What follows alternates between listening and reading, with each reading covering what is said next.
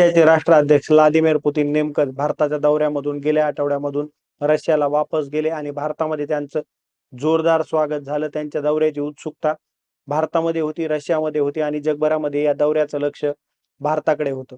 International peace and trust forum बद्दल आपण जाणून घेणार आहोत, जिथे पुतीन, एर्गॉन आणि शहाबाज पोहोचले होते. International peace trust and forum हे एक असे आंतरराष्ट्रीय व्यासपीठ आहे जिथे जगातील विविध देशांचे नेते, मंत्री, अधिकारी, तज्ज्ञ, शांततेसंबंधित संस्था आणि संयुक्त राष्ट्राचे प्रतिनिधी एकत्र बसून काम करत असतात. शांतता आणि देशांमधील विश्वास कसा वाढवता येईल यावर ते चर्चा करत असतात.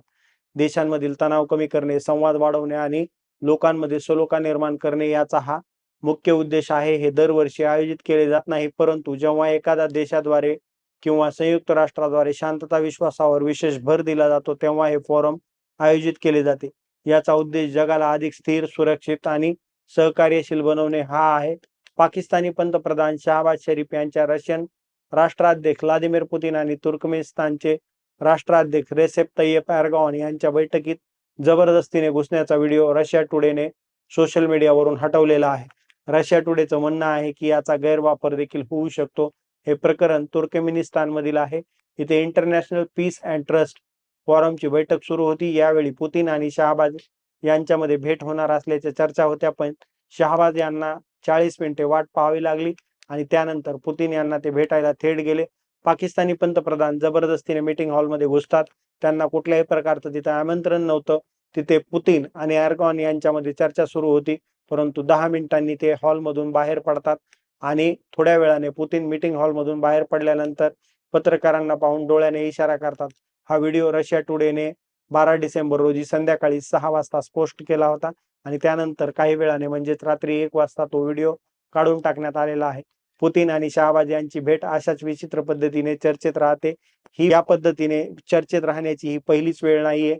जेव्हा जेव्हा दोन्ही नेते भेटतात तेव्हा अशाच प्रकारची काहीतरी गफलत झालेली आपल्याला पाहायला मिळालेली आहे.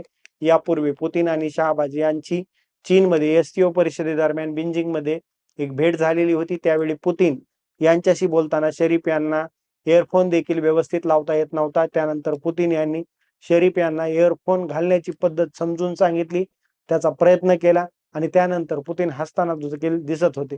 अगदी 3 वर्षापूर्वी शांघाय कोऑपरेशन ऑर्गनायझेशन एससीओ परिषदेदरम्यान असंच काहीसं घडलेलं होतं. 2022 मध्ये उझबेकिस्तानमध्ये एससीओ परिषदेव्यतिरिक्त रशियन राष्ट्राध्यक्ष पुतीन यांच्यासोबत शरीफ यांची द्विपक्षीय बैठक होती. त्यावेळी त्यांना आपले इयरफोन देखील व्यवस्थित लावता येत नव्हते. ते लावण्यासाठी त्यांना अडचण होत होती. जेव्हा चर्चा सुरू झाली तेव्हा त्यांचे हेडफोन वारंवार खाली पडत होते, निसटत होते. पुतीन यांनी आतापर्यंत जगभरातील अनेक नेत्यांना अशा प्रकारे वाट पाहायला लावलेली आहे. एवढंच काय तर अमेरिकेचे राष्ट्राध्यक्ष डोनाल्ड ट्रम्प यांना सुद्धा एकदा 1 घंटा फोन कॉलवर पुतीन यांच्याशी बोलायचं होतं. त्यावेळेस देखील त्यांना 1 तासभर वाट पाहायला पुतीन यांनी लावलेली आहे. पुतीन हे दाखवत असतात की मला जर तुमची गरज आहे तर मी तुम्हाला क्षणामध्ये भेटू शकतो, परंतु माझं सध्या तुमच्याकडे किती काम आहे हे पुतीन वारंवार आपल्या अशा वाट बघण्याच्या शैलीमधून दाखवत असतात. चायनाचे शी जिनपिंग आणि भारताचे पंतप्रधान नरेंद्र मोदी यांनाच फक्त वाट बघावी लागलेली नाहीये, नाहीतर जगभरातील अनेक देशांना पुतीन यांनी अशा प्रकारे वाट बघायला लावलेली आहे. ही माहिती तुम्हाला कशी वाटली, याबद्दल तुम्हाला आणखीन काय माहित आहे ते आमच्या या यूट्यूबच्या कमेंट बॉक्समध्ये लिहा आणि सर्वात महत्त्वाचं, आमच्या या यूट्यूब चॅनलला सबस्क्राईब करायला विसरू नका.